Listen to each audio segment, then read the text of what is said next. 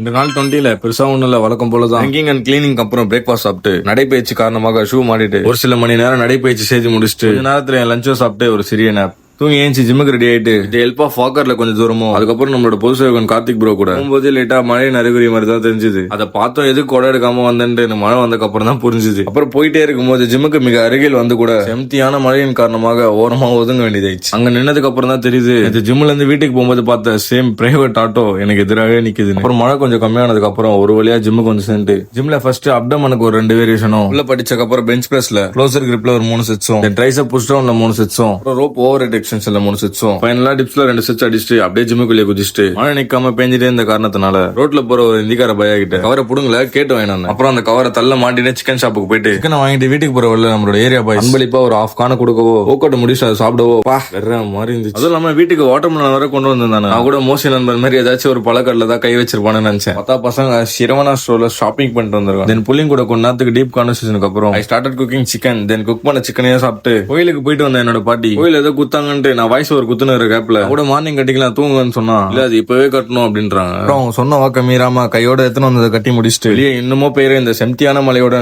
நாளை முடிச்சுக்கிறேன். வீடியோ புதுசா பாக்குறோம், நம்மளோட பேஜை ஃபாலோ பண்ணிக்கலாம்.